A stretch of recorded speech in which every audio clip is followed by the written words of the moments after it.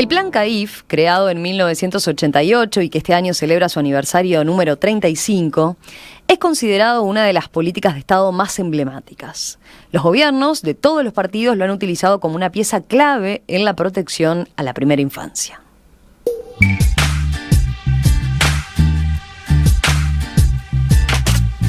Los CAIF son los centros de atención a la infancia y la familia, con el foco en niños de hasta 3 años.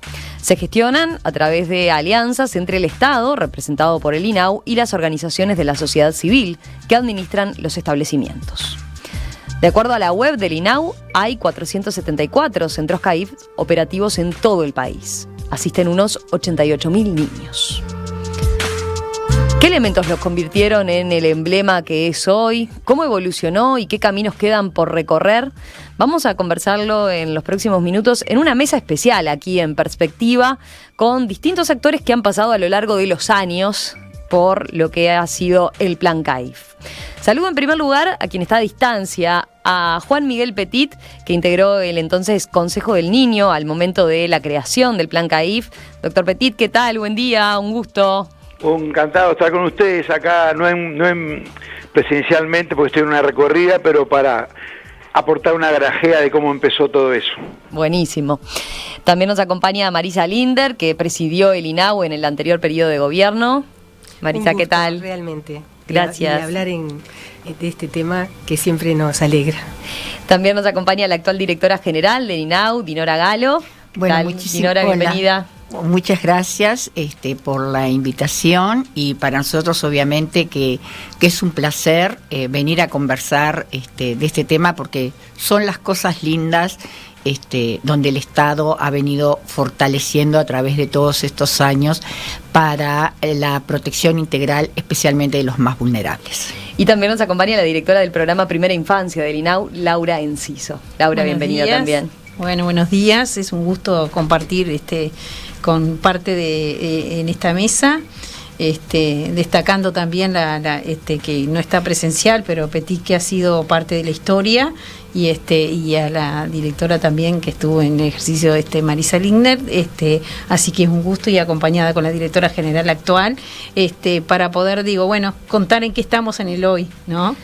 También. Vamos a empezar, si les parece, haciendo un poquito de historia, y para eso empiezo la charla justamente con Juan Miguel Petit, porque usted estuvo en los orígenes. ¿Cómo surgieron los centros CAIF allá en 1988? Sí, yo voy a tratar de ser bien conciso porque estoy en una recorrida, sí, no, me gustaría estar Sí, sabemos que es un ratito nomás. Realmente, aparte ni siquiera tengo señal, acá estoy usando un teléfono que me prestaron muy amablemente de línea. Nosotros entramos en el Consejo del Niño en el primer gobierno democrático. El presidente era Julio María Sanguinetti, la ministra de Educación era Adela Reta. El consejo en ese momento éramos Consejo del Niño, éramos 3 directores: Ana María Rena, que era la presidenta, Consuelo Vélez Dantía y quien les habla, representantes en ese momento del Partido Colorado y del Partido Nacional. Pero trabajamos en un equipo muy unido, no había política allí, cada uno se había olvidado de qué sector venía. Yo venía del vallismo, de la corriente ballista independiente, y realmente un equipo muy unido. Nos dividimos las tareas. Yo estaba más bien con el área de menores infractores, justicia juvenil, Colonia Berro, etcétera. La presidenta en la cuestión más institucional y con mujeres, y Consuelo Antía con los niños, más chicos, con los niños, los menores de 5 años, etcétera. Y bueno, a poco andar, ya en el año 85, nos dimos cuenta que las familias que internaban a los niños en el Consejo del Niño lo hacían movidos por enormes carencias materiales, falta de redes sociales, falta de apoyo, y que había que trabajar sobre eso. Y que en ese sentido contar con guarderías para aquellas mujeres que iban a trabajar y tener hijos chicos era algo inexistente, había muy poco, y más para personas con pocos recursos no había dónde dejar los niños. Entonces, en realidad, el Plan CAIF nace en el año 86, porque en el 85 empezamos a ver esa problemática. Consuelo Antía empezó a empujar en el directorio, con el apoyo del directorio, por supuesto, la idea de un programa que se llamó de guarderías comunitarias, que eran... ¿Cómo era eso? Eran acuerdos que hacíamos con grupos de personas, de familiares, por ejemplo, de vecinos que espontáneamente iban al consejo y decían, bueno, somos del barrio Bella Italia, del barrio Maracaná, del barrio lo que fuera, y tenemos un problema, todas las mujeres tienen que ir a trabajar, tienen que salir a hacer tareas y no tienen dónde dejar los niños más chicos. Entonces, bueno, esa gente se empezaba a organizar y establecía un pequeño servicio, que era muchas veces muy rudimentario, en un garaje, en un club, en un centro religioso, y mediante un convenio el consejo les pagaba para comprar ciertos materiales. El gran invento que yo creo que se sigue hasta hoy en día, fue en el año 86, cuando conversando con el contador Alberto Sayagués, que en ese momento trabajaba en Servicio Civil, él inventó el concepto de hogar a tiempo parcial. ¿Cómo se explica esto? El Consejo del Niño tenía convenios con instituciones privadas, la gran mayoría de ellas religiosas, que internaban niños. Por ejemplo, el Hogar La Huella, la Asociación Uruguaya Primera Infancia, había muchísimos centros religiosos, de sacerdotes, de religiosas, etcétera. Entonces dijo, bueno, pero así como tienen estos convenios tradicionales a tiempo completo, o sea, los niños que vivían allí, inventemos los hogares a tiempo parcial. Y en la rendición de cuentas del año 86, en la ley 15.851, se crea el concepto de hogar a tiempo parcial, por el cual el Consejo del Niño, por ley, podía pagar por cada niño atendido en un hogar a tiempo parcial. ¿Cuál era el problema? No había hogares a tiempo parcial, había que crearlos, había que buscar sociedad civil, organizaciones que empezaran a crear su propia institucionalidad. Se creó un departamento de convenios y había un equipo de gente que trabajaba justamente dándole un formulario de estatuto, indicándoles cómo tienen que hacer el trámite, etcétera. Y así se empezaron a crear los primeros centros de ese programa de guarderías comunitarias. En el año 88 apareció a través del Ministerio de Trabajo un préstamo con UNICEF para guarderías. Nos fueron a visitar, pero era una inversión típica en infraestructura, mobiliario, capacitación. Cuando nos fueron a ver, dijimos, bueno, pero acá tenemos el cheque en blanco, porque este proyecto en algún momento esos rubros se van a terminar, pero acá tenemos el mecanismo para pagar por cada niño, mes a mes por cada niño, y con este mecanismo se pueden crear infinitas guarderías. Ese mecanismo después dio lugar también a los clubes de niños, que para mayores de 3 años, e inclusive los clubes juveniles, que son ya para preadolescentes. Termino simplemente como grajea a futuro, porque este fue el origen, y cuando empezó el CAIF en el año 88, ya había unos cuantos centros creados que inclusive fueron como rebautizados o reinaugurados como centros CAIF, pero ya existían de antes, y todos se financiaron con este mecanismo que fue inventado, ya digo, por el contador Sayagués, aprobado en rendición de cuentas en el año 86. Yo siento lo siguiente hoy en día: el gran problema social que tenemos tiene que ver con la adolescencia, y el CAIF lo que logra es ir a pescar, detectar, asistir, captar los gurises uno por uno, casa por casa, familia por familia. Este mecanismo, que también está con clubes de niños y clubes juveniles, yo creo que es el mecanismo más que ideal justamente para dar la batalla allí, cuando toda esa gente joven rebota en el sistema educativo, no se capacita, tiene familias disfuncionales, no tiene familia, empieza en la calle, adicción, consumo, delito, cárcel, calle, delito, exclusión social. Lo dejo planteado como una idea, y bueno, esto fue Está bien interesante eso ahí. Apuntes de cómo nació. La última pregunta que le hago, porque sé que se tiene que ir, ¿a qué le atribuye de alguna forma el éxito de que y por qué es considerado una de las políticas de Estado más emblemáticas, digamos? Emiliano hoy decía al presentarlo también, una política de Estado muy, muy discreta, ¿no? Que es considerada como tal, pero es bastante discreta y ha pasado por todos los periodos de gobierno, dando efectivamente este tipo de atención. Bueno, yo creo que la discreción, la austeridad y el perfil no bajo, pero un perfil moderado, tiene que ver siempre con lograr políticas públicas y grandes realizaciones que traspasan los tiempos y los periodos de administración, porque justamente eso permite que todo el mundo se sienta cómodo, que todo el mundo encuentre un lugar, ya sea los que antes no estaban en la administración o los que pasan a la administración, y que a medida que eso circula se mantenga. Esto, digamos, nunca se planteó con bombos y platillos en los años 80 y pico como una política pública. Empezamos y nosotros al principio veíamos que teníamos el mecanismo para financiar, y yo me acuerdo que lo hablábamos entre nosotros, que decíamos, bueno, pero tenemos el mecanismo financiero, tenemos la ley, porque eso es lo que se llama un crédito automático, cada nuevo niño que llegaba se lo podía financiar, y los centros pasaban las listas a fin de mes de los niños atendidos, y se les pagaba por cada niño, habría que obviamente se inspeccionaban, etcétera. Entonces, después se fueron sumando elementos, cuando llega UNICEF, se va tecnificando, se va consolidando, hubo un periodo muy fuerte en los 90, que se crean edificios propios para el CAIF, eso sigue en las administraciones posteriores, y yo creo que todo el mundo se ha sentido cómodo, porque hoy eso es de todos, como las grandes obras públicas, como la Rambla, como tantas otras cosas, yo creo que tiene que ver con eso, crear política pública necesita como requisito que todo el mundo se sienta cómodo en la institucionalidad, que nadie siente que le está haciendo los favores a otro o aplaudiendo de más a otro y que los demás ni que nadie se sienta excluido.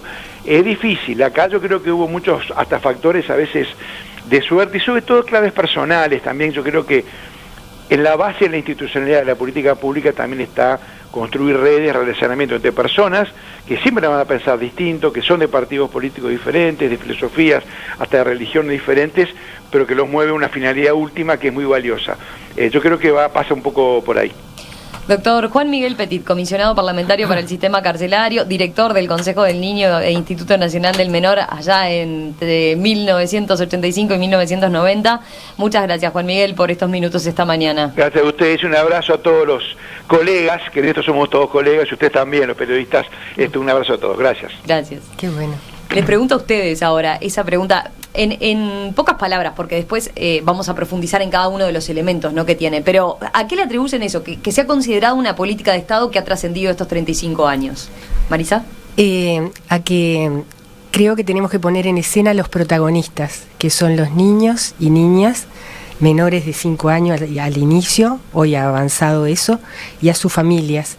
Creo que la convicción de que la primera infancia es una etapa sustantiva en el proceso de desarrollo, en la adquisición de capacidades, donde se van estableciendo y formando aspectos que de alguna manera van a perdurar durante toda su vida, que están asociadas a la adquisición de su lenguaje, de sus capacidades motrices, afectivas, elementos que de alguna manera luego van conformando también la sociabilidad, la socialización de esos niños.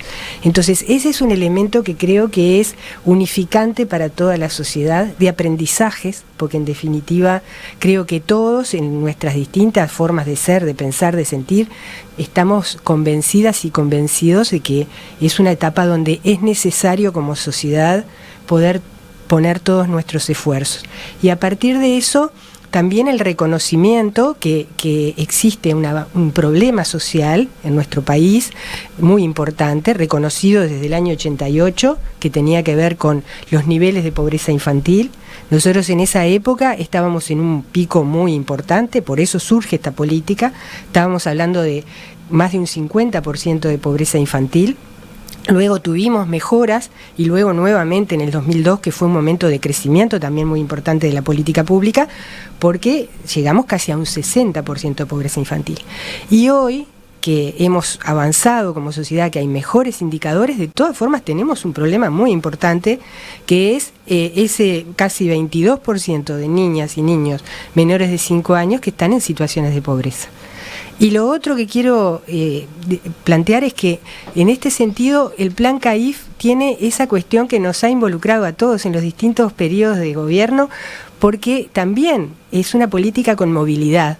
No es una política estática. Si nosotros vamos a todo el proceso... Todos la hicieron crecer, digamos, todos le fueron incorporando mejoras. Y se fueron adaptando a las realidades que seguramente vamos a hablar hoy, de los cambios en la sociedad, que tienen que ver con los cambios en la familia, con los nuevos modelos de familias existentes, con la situación de poder trabajar con aquellas mamás que están solas a cargo de sus hijos, de poder generar elementos que también están vinculados a cambios demográficos, a cambios sociales, a cambios culturales, que las líneas de política se tienen que ir adaptando, modificando y flexibilizando. A veces en otras líneas de política, y eso sería interesante compartirlo en el panel, les cuesta mucho más movilizarse, flexibilizarse, y esto tiene que ver atender también las nuevas realidades sociales. Con esto que las nuevas dinámicas. Con lo que surge el plan CAIF, que es con la integralidad, la intersectorialidad, el trabajo de participación en la comunidad, aspectos que integran a las organizaciones sociales a este proceso, pero además un plan en el cual está el INAU, pero está ACE, está ANEP, está el MEC, está INDA, está Uruguay Crece Contigo. Entonces creo que todo eso le da una característica particular que nos exige mucho, pero que nos alienta mucho y que nos desafía mucho por todo lo que se hizo, que tenemos que visualizarlo como un capital muy importante de la sociedad uruguaya, pero por todo lo que nos queda por hacer, porque la gran pregunta es, ¿por qué a pesar de todo esto seguimos con ese 22%? Exacto. Dinora, Laura, ¿cómo lo ven ustedes? En pocas palabras, para después profundizar en cada uno de los elementos que hay que tener en cuenta del plan CAIF, de los componentes exitosos, a ver. Bueno, como política de Estado general. Exacto, esta es una política pública y evidentemente social, y como bien refirió Petit, nació a los efectos de proporcionarle a las mujeres un lugar donde poder dejar a sus hijos, que estos permanezcan bien cuidados para facilitarles a ellas la salida al trabajo. Y además, esto se ha venido fortaleciendo a través de los distintos gobiernos, donde se ha efectuado una actividad más interinstitucionalidad en cuanto a otras organizaciones públicas y privadas para el fortalecimiento del mismo. En este periodo ha sido promesa de gobierno y es público la inversión que se hizo en ello, donde se apostaron a $50 millones para invertir en la primera infancia, porque obviamente esto es un objetivo primordial, atender la primera infancia, porque es nuestro capital esencial para la formación de ellos y el desarrollo en una sociedad de igualdad, de equidad y democrática. Entonces, digo, rescato algo que señalaron los dos respecto a la interinstitucionalidad. Sí. Y mencionaron un montón de instituciones que están. En otros ámbitos vemos al Estado que cuando tiene que coordinar tanto, o son tantas instituciones de por medio, bueno, capaz que es más complicado. Acá, ¿cuál es el factor de éxito en ese sentido? Que la sociedad civil, que esté involucrada la sociedad civil y que sea la que actúe con todos los actores, ¿cómo es? Sí, quizás una clave bien importante que hace a esta política pública tiene que ver con que el Estado no está solo en esta política pública, sino que hay un trabajo muy importante que realizan las organizaciones de la sociedad civil, ¿no? Sin ellos no sería posible llevar adelante esta política pública, y creo que son un elemento primordial y fundamental, que cumplen aparte una tarea totalmente honoraria, con un compromiso y una dedicación súper importante. Entonces me parece que es la organización de la sociedad civil en conjunto con el INAU quienes llevan adelante esta política pública. ¿Cuál es, Laura, perdón, hablamos de organizaciones de la sociedad civil? Bajémosla a tierra para el oyente. ¿De qué tipo de organizaciones? ¿Cómo surgen? ¿Cómo se dan estos convenios? Sí, en muchas oportunidades las organizaciones se conforman con un grupo de vecinos o sea, igual que en el origen que citaba Petit. Sí, sin duda. Lo que pasa es que ahora tienen más institucionalidad, más organización. Exacto, tienen más organización. Aparte ellos tienen sus comités departamentales, realizan un comité departamental donde focalizan esta política pública y trabajan con la interinstitucionalidad, donde participan la interinstitucionalidad en ese comité, y además tienen los comités nacionales, que se realizan 4 en el año, donde también de alguna manera traen las propuestas y las inquietudes al INAU y dialogan en conjunto con el INAU para poder resolver y ver la mejor forma para resolver algunas situaciones, ¿no? Puntuales. no solamente tenemos organizaciones de sociedad civil, también hay fundaciones y también ha surgido desde hace fundaciones que de repente años, trabajaban en otro rubro que ahora deciden inscribirse para el plan. Tienen como objeto social de alguna manera en sus estatutos que también el tema de lo educativo. Y de alguna manera también ahora han surgido con una mayor presencia, digamos, lo que tiene que ver con las cooperativas de trabajadores, que son los mismos trabajadores que se cooperativizan y de alguna manera son los que gestionan ese centro. También eso se está dando. Y bueno, y nos parece que también son elementos súper importantes en esta gestión, ¿no? Dinora.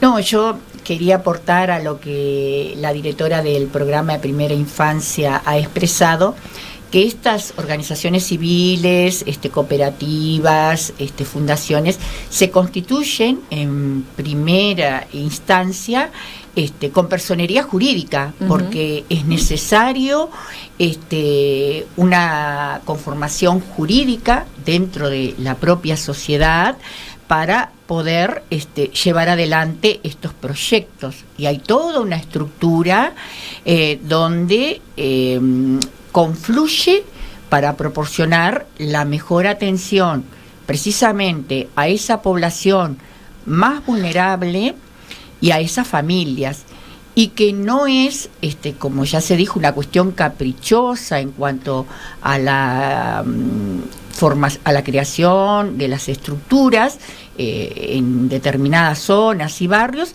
sino que, como refirió la directora, a través de una georreferenciación que se hace de dónde se encuentran aquellas familias y niños más vulnerables, donde se pueda el Estado conformar y realizar esa estructura y convocar a las organizaciones civiles, que es necesario señalar que primero se hace mediante un proceso competitivo, ¿verdad? Ajá. Se hace un llamado donde se presentan los proyectos, donde un tribunal estrictamente seleccionado evalúa los mismos, y ahí después se hacen las adjudicaciones a las diferentes organizaciones que de las zonas se presenten y se encuentren en disponibilidad para hacer frente y asuman esa responsabilidad. Marisa. Sí, complementariamente con lo que decían Dinora y Laura, me gustaría hablar de las otras instituciones del Estado, porque por ejemplo, cumple un papel fundamental en todo el componente salud. Todo el apoyo para el desarrollo psicomotriz, para todo lo que tiene que ver con la medición de los procesos que están relacionados con todos los componentes del desarrollo, su programa Aduana, son claves. INDA jugó desde el arranque, desde el inicio, un papel muy importante en relación a la provisión de alimentos y también al componente nutricional y alimentario, donde hoy tenemos realmente una alimentación de excelencia, que no solamente la alimentación que se les brinda, sino todos los procesos de trabajo con las familias para una alimentación saludable.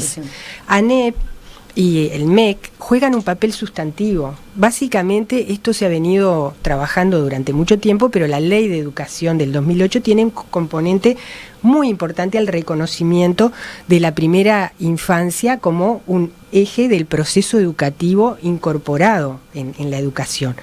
Y en ese momento se crea y se fortalece el CCEPI, que es el Centro Coordinador de Primera Infancia, que nos permite tener algo que es una maravilla para el Uruguay y para el mundo, que es una currícula de formación en primera infancia, que eso es algo que fortalece todo lo que es la profesionalización de los equipos, educadores, asistentes social, psicomotricistas, psicólogos que trabajan en ese proceso. Les propongo hacer una pausa y a la vuelta hablamos de eso, del rol que tiene ese equipo multidisciplinario, de cómo trabaja en el territorio, de cómo trabaja con las familias también, porque es de alguna forma lo que explica en gran parte el éxito del programa.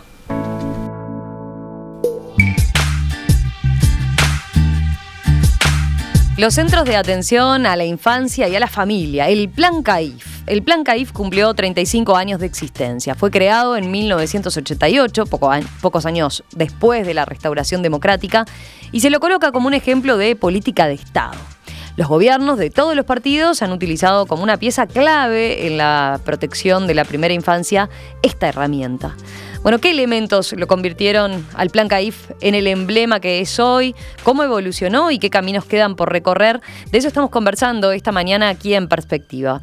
Tuvimos recién, hace unos minutos, al doctor Juan Miguel Petit, que fue director del Consejo del Niño e Instituto Nacional del Menor allá por 1985-1990, cuando surgieron los CAIF. Después también nos acompaña Marisa Linder, presidenta del INAU entre marzo de 2015 y marzo de 2020, licenciado en Trabajo Social. Y Dinora Galo, directora general del INAU.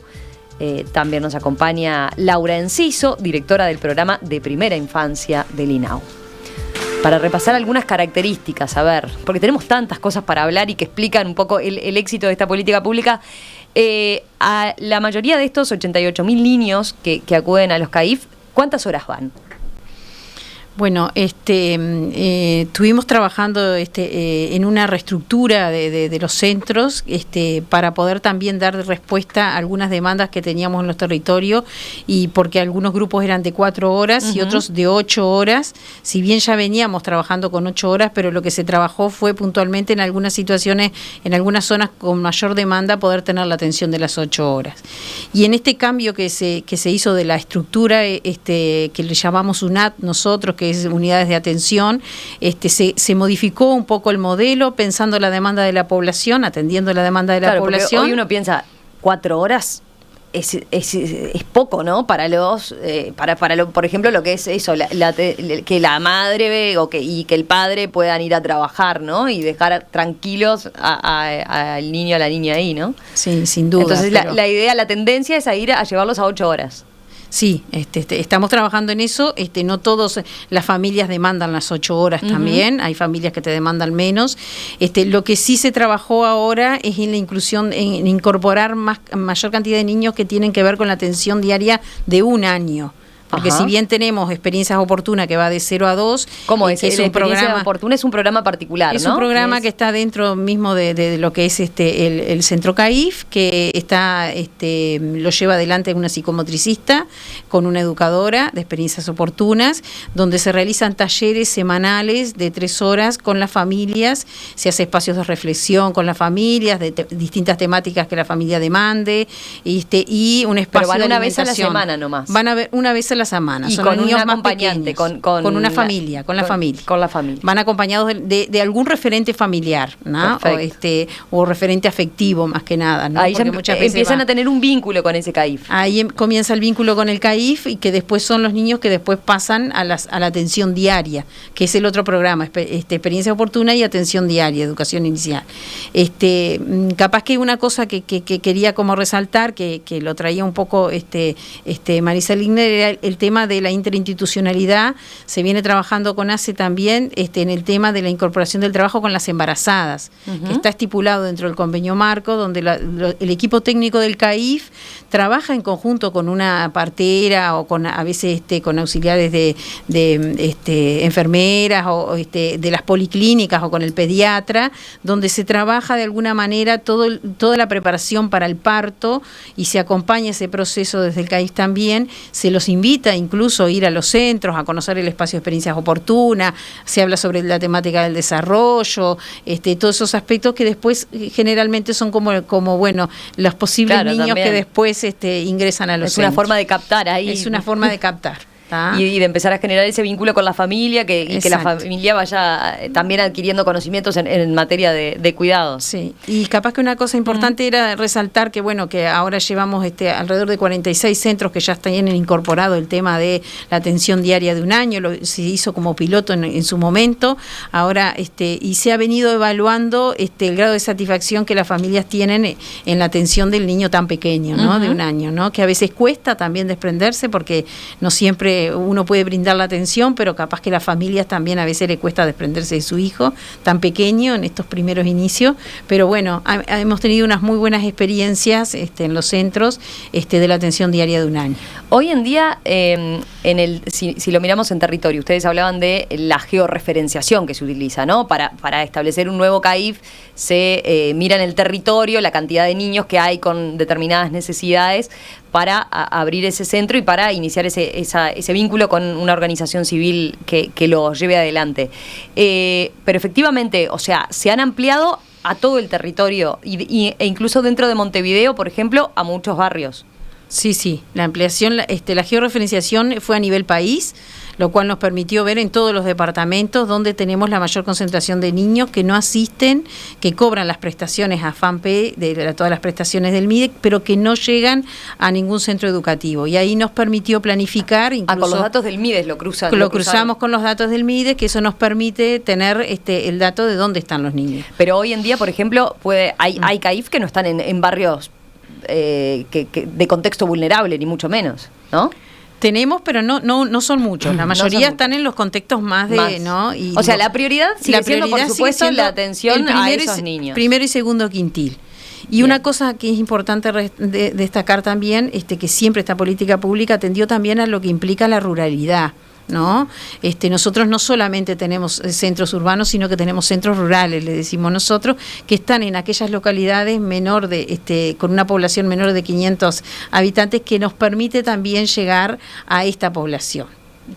Y decíamos que también de alguna manera el programa Primera Infancia no solamente tiene la modalidad de atención de CAIF, sino que también incorpora otras modalidades de atención, como son que se trabajó con el sistema de cuidado, que también tiene que ver con las casas comunitarias, con los espacios para hijos e hijas de estudiantes, que están siendo muy solicitados, que son para aquellas padres y madres adolescentes que quieren culminar su instancia educativa, que puedan tener un lugar donde dejar a sus hijos en el turno nocturno, ¿no? Porque van hasta las 10 de la noche, incluso algunos espacios para hijos de estudiantes. Y también tenemos lo que son los siempre, que es eso se trabajan con los sindicatos, que es como un sindicato con una organización y con el INAU, ¿no? Dando respuesta también no solamente a un porcentaje de la población que sean de determinados sindicatos, sino además abierto a la comunidad. Claro. Marisa traía hoy el rol de los equipos técnicos, ¿no? Y la interdisciplinaridad. ¿Quiénes conforman hoy en día los equipos en un CAIF? Bueno, la maestra, que es la coordinadora del equipo, psicomotricista, asistente social, psicóloga, psicólogo y educadoras y educadores. Que por otra parte, como planteaba Laura, se ha avanzado en todo lo que implica no solamente la profesionalización, sino también establecer, según los modelos, lo que nosotros llamamos el ratio.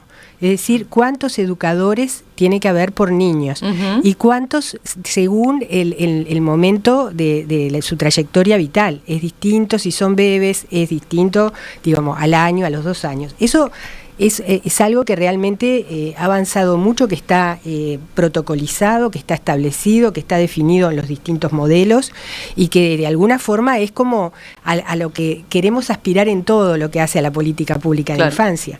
Es decir, a poder contar con los recursos necesarios que hagan a que todos los centros que trabajan con niñez y adolescencia puedan tener estos equipos tan valiosos y tan formados. Como decíamos, yo rescato mucho esto que ha sido la formación. Me quería detener en un tema que a mí me parece muy importante porque hay una convicción desde el inicio que debe priorizarse esta línea de política para los quintiles más bajos, los que están de alguna manera bajo los límites de la pobreza por ingreso.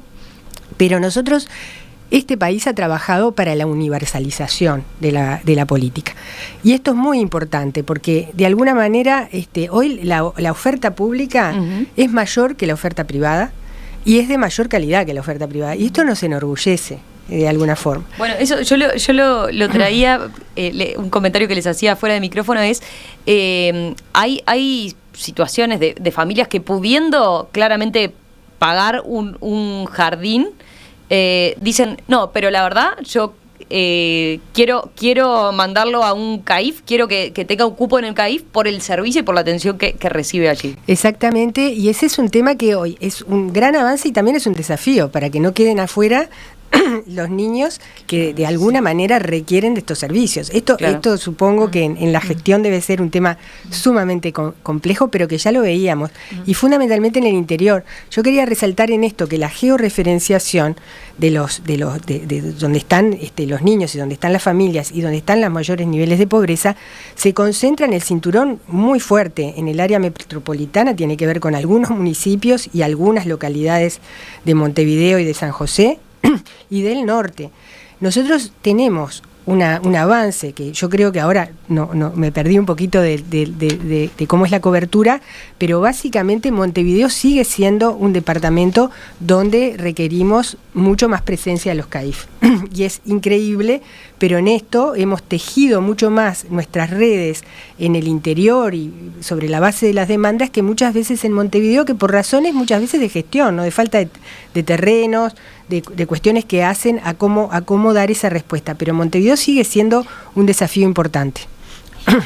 Bueno, no, yo en ese aspecto quería señalar que nosotros estamos proporcionando e indicando lineamientos a los equipos de salir al territorio, especialmente en el cinturón, específicamente de Montevideo y de todo el país, en esas zonas vulnerables a buscar a los niños, porque muchas veces son hijos de adolescentes que no tienen el pleno conocimiento de los diferentes servicios que las organizaciones públicas y la organización social le pueden proporcionar. Entonces, nosotros insistimos mucho en eso en cuanto a los equipos técnicos. Y eso se está realizando y se está haciendo. Los equipos van... Es fácil, o sea, sí. hay como avidez de Sí. cuando se va desde un equipo del CAIF a presentarse, a buscar que el niño vaya al centro, hay buena respuesta. Sí, por supuesto, porque es de interés de la propia familia también, ¿no? Los equipos van a las casas de las personas, especialmente en aquellos lugares más sensibles, conversan, obviamente, con la familia, con las madres, y los interiorizan de el bienestar y los servicios que le pueden proporcionar y que les pueden facilitar a ellas en sus vidas, y de las diferentes oportunidades que pueden tener que les brinda el Estado. Entonces, ahí está bueno para engancharlo capaz con lo del trabajo de ese equipo técnico que tiene además de ser multidisciplinario, tiene disponibilidad de horario, tiene tiempo para trabajar en coordinación. Sí, Laura. Sí, en realidad para cada modelo hay, así como marcaba un poco Marisa el tema de los ratios para los niños, para cada modelo también está estipulado los horarios para los técnicos, ¿no? Capaz que si vos me preguntaste, digo, capaz que es insuficiente, Aloy, pero digo, se ha ido mejorando la carga horaria de los técnicos porque es una demanda, porque cada vez la población también nos encontramos con incorporación, por ejemplo, en los centros de la inclusión, por ejemplo, aquel niño que tiene un trastorno en el desarrollo, también es incluido, y desde el INAU se está dando la respuesta de que se pone un educador de apoyo a la inclusión para que ese niño pueda concurrir y tenga a alguien específico que lo atienda. Entonces, bueno, y los equipos técnicos hacen un muy buen trabajo en esto de lo interdisciplinario y en la coordinación con las redes en los distintos territorios para poder dar respuesta a esas situaciones. ¿Qué trabajo hace ese equipo técnico con las familias? Eso me lo mencionaban a veces como un punto importante, y que después las familias cuando egresan, digamos, del CAIF, sienten que pierden un poco esa contención, ¿no? Que tenían en el CAIF. Porque en realidad el equipo técnico acompaña el proceso de desarrollo de esa familia, orienta a esa familia, lo escucha desde las demandas que tiene. Entonces se sienten como muy acompañados, y muchas veces cuando egresan quieren volver porque necesitan que el centro vuelva nuevamente a acompañar ese proceso. Entonces, en toda esa etapa del desarrollo, la importancia del acompañamiento de un equipo de profesionales en la atención es muy importante. Sí, nosotros desde la institución estamos propiciando en los equipos algo que anteriormente no se hacía, es que una vez que el niño va a ingresar, coordinar con los centros públicos de la zona donde el niño vive, la integración del mismo, por ejemplo, a los 5 años, ¿no? A los grupos de chicos que concurren a ese centro, el centro les proporciona los datos en coordinación con ANEP de los centros que tienen a disponibilidad.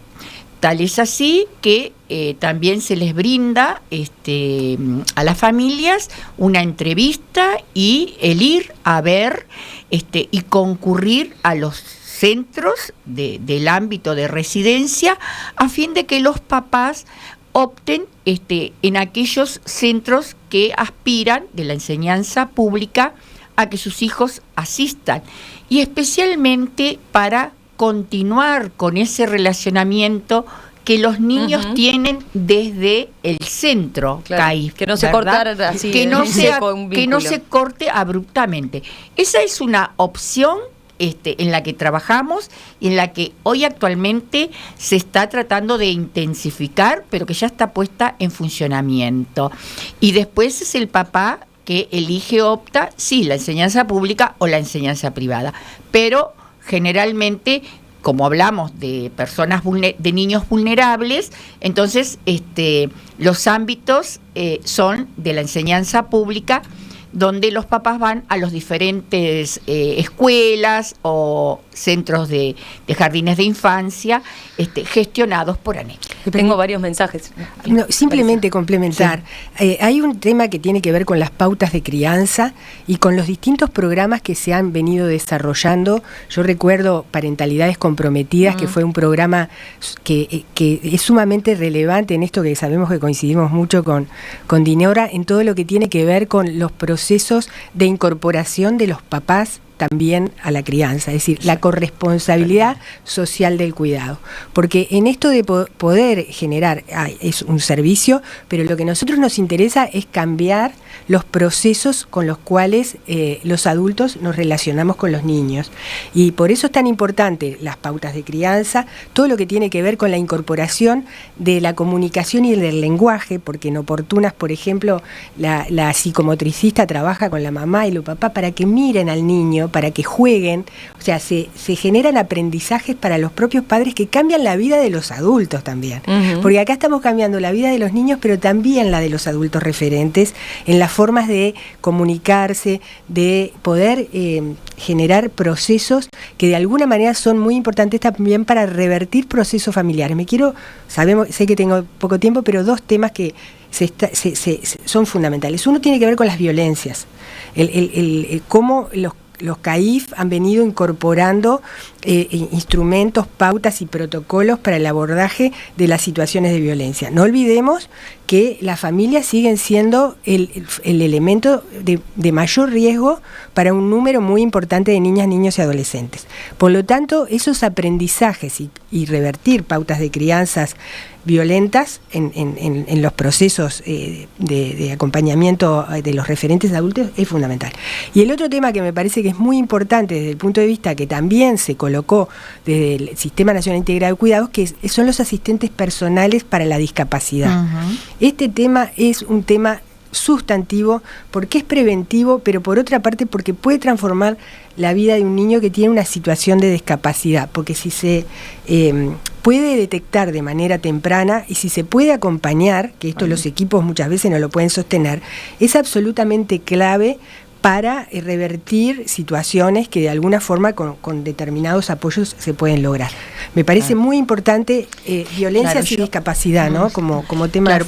Hay tantos temas que nos quedan por hablar, porque tengo varios mensajes que... Ahí está. No, yo en esto sostengo que aquellos niños que ingresan a los centros de atención de primera infancia son los más vulnerables Y con la especialización de los técnicos, de los equipos, de los educadores que están permanentemente y en el día a día atendiéndolos, que no es solo un mero cuidado, digo, esas vulnerabilidades pueden minimizarse, ¿verdad? Con ese accionar interinstitucional que existe. Y también en el tema del daño y de la reparación de y bueno, existe la posibilidad en ese trabajo de poder reparar el mismo y que el niño y la niña se críen en un pleno desarrollo y satisfacción, ¿verdad? Así que eso es esencial. Voy a dejar por lo menos puntuado algunos de los temas. Rodrigo dice, los centros CAIF hoy son de primera calidad y ahora que se construye nueva infraestructura, más todavía, hay que dejar de estigmatizar los centros CAIF y no asociarlos más con contextos vulnerables. ¿Cómo ven ese punto? Yo lo señalaba en algún momento, pero es cierto que la infraestructura, quiero hablar ahora de la infraestructura y los materiales con los que cuentan los CAIF, que lo hablamos en la tanda, ¿no? Estamos hablando de, sobre todo los más nuevos, además, son centros pensados específicamente para la población que atienden, para justamente estar a la altura de los más chiquitos en determinados elementos. ¿Qué rol le asignan a eso? Un rol muy importante, todo lo que tiene que ver con la infraestructura. Uruguay comenzó a construir 108 centros de porte muy importante, con salas específicas, con equipamiento específico. Yo hacía referencia, por ejemplo, al tema de que, bueno, todo lo que tiene que ver con los juegos, el equipamiento, las mesas y fundamentalmente también los aprendizajes para los niños, porque por ejemplo los baños que están construidos a la altura de los niños pequeños también tienen lugar para, por ejemplo, aprender a lavarse los dientes, ¿no? Y aprender a cómo generarse todos sus procesos, bueno, de higienización cuando van, van al baño. Hay las cocinas también, o sea, cómo se genera eso de que tanto los chiquitos como las chiquitas empiezan a conectarse con la alimentación de una forma diferente que les permita aprendizajes a ellos y que después los llevan para sus casas, ¿no? Exacto. Capaz que una cosa en esto, en la complementariedad de lo que decían, ¿no? Los centros son pensados para atender a la primera infancia. Por lo tanto, todo está a la altura del niño, ¿no? Un ejercicio que yo siempre les digo, en algún momento fui docente de Senfores también en la formación de educadores de primera infancia, y siempre les decía, hay que agacharse y ponerse a la altura del niño y ver qué es lo que puede ver ese niño.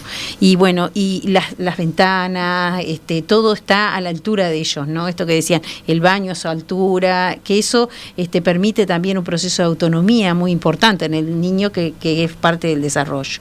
Y otra cosa que me parece importante en cuanto al tema de la infraestructura, lo locativo y todo lo que tiene que ver con la ambientación, es que hemos venido instrumentando en el plan de ampliación de cobertura las salas móviles, que son salas pensadas para atender a los niños de primera infancia, pero también en aquellos locales y en aquellos lugares donde el espacio físico no es suficiente. Entonces, para poder instrumentar una sala de un año, se han construido salas móviles diseñadas por la CEPI, por la Secretaría Ejecutiva de Primera Infancia, los arquitectos, que diseñaron una sala con el baño, con un espacio de cocina, con un espacio también incluso para amamantamiento, que está a la altura del niño también y que se puede incorporar en centros también que son o alquilados o que son ¿no? Que no son solamente infraestructuras recién hechas y que habilitan a que hoy o mañana esa sala se pueda llevar, ¿no? Entonces me parece que es una propuesta que ayuda a resolver el tema locativo de alguna manera.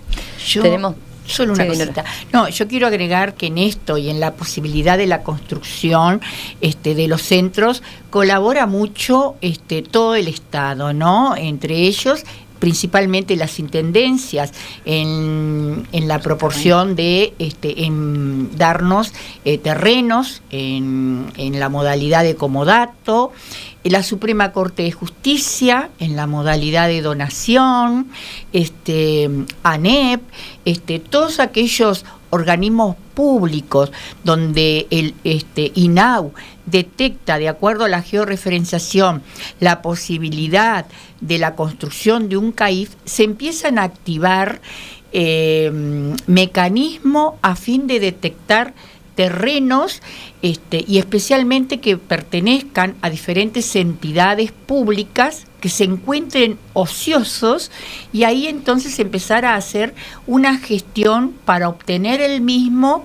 y realizar la construcción del centro en esto. Así que es una colaboración y una participación de todo el Estado en forma conjunta para el bienestar y para fortalecer y expandir estos centros CAIF en todo el territorio.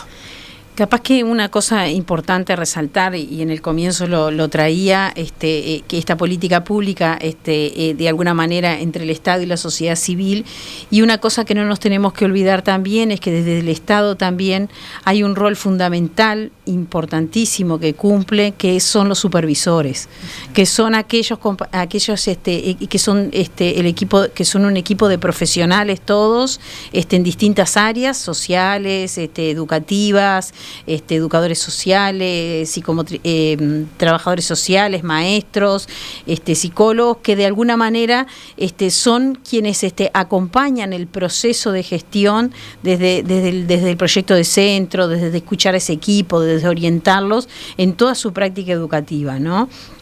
Son quienes van una vez al mes, o cada mes y medio, van a los centros, los recorren y trabajan en conjunto con el equipo de trabajo y también con las organizaciones de la sociedad civil.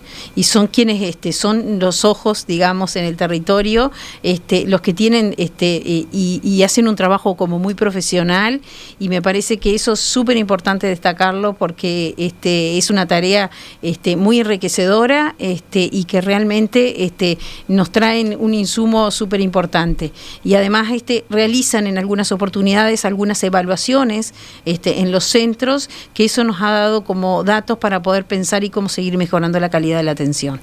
Tengo muchos mensajes, pero en vez de ser negativo que no podamos abordarlo, creo que queda planteado para poder hacer otra instancia, capaz que en un propio centro CAIF, ¿no? Y verlo ahí de primera mano en actividad. Hay quien plantea, bueno, sería muy interesante que entender por qué, si se trabaja tan bien a nivel de los CAIF, después en el resto del sistema educativo empezamos a tener problemas, por qué no se hace más continuidad todavía de la que hablaban, ¿verdad? Y por qué no se incorporan después por parte de la ANEP esa forma de trabajo de los CAIF.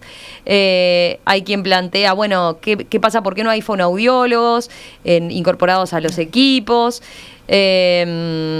Bueno, hay muchos, hay algunos pedidos de CAIF, de que se abran CAIF en determinadas zonas, se lo trasladamos ahora a las autoridades, así que yo les agradezco por lo menos esta primera gran aproximación que hicimos, el poder abordar lo que ha sido esta política de Estado verdaderamente, como decíamos, los centros de atención a la infancia y a la familia, el plan CAIF. Hay quien decía incluso, ¿por qué tendríamos que seguir llamándolo plan?